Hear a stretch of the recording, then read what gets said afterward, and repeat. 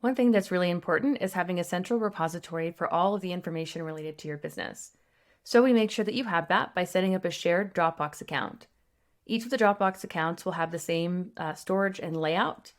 So we've got a few different top level folders here: inbox, shared documents, folders by year, confidential, contract, scope of service, and W-9. Starting at the inbox, this is a place where we put all the documentation that we're reviewing, and it's waiting to be filed away. Shared documents is a folder that we use to share information with external users. You might want to share some information with an employee or an investor or somebody at your bank or an auditor. So we make sure that we have limited access to your Dropbox account by only giving them access to that folder in particular. And we can also make sure that they have expiring access so they don't have permanent access to your file. The folders by year help us to document what we're doing on a yearly and monthly basis. Each of these are going to be the same. So I've got January through December. So I'll open up January. Here is banking. We'll have all of your bank statements and your reconciliations and anything else that you might have saved related to your banking, maybe a letter from your bank or a check image or deposit image, etc. Financial statements are going to be your profit and loss, balance sheet, and any other financial statements that we create for your business. Payroll is going to be anything related to your payroll life. So this could be things like time tracking reports, payroll journals, and anything else that we would need to save in order to document your file.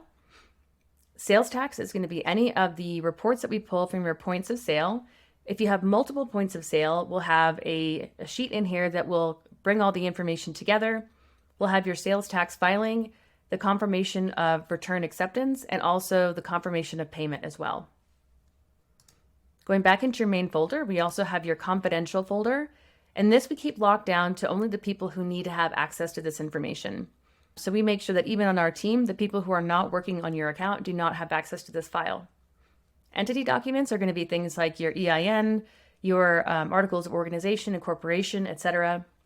HR is going to be anything related to onboarding new employees or any HR documents that we may prepare for you. If you open this up, we'll have contractor information, employee information, and HR documents, things like checklists, forms and templates, guidance, and policies and procedures. It's important to note that this file is going to be filled out if you are an HR Pros client. So if you provide this information to us, we'll document it here, but we only create these documents for you if you are an HR Pros client. State documents are going to be related to power of attorneys or anything else that you might need in order to apply for a state tax license or withholding license. We'll also add those licenses and any letters or account numbers that you get from the state here. And this tax package is what we use to share with your accountant.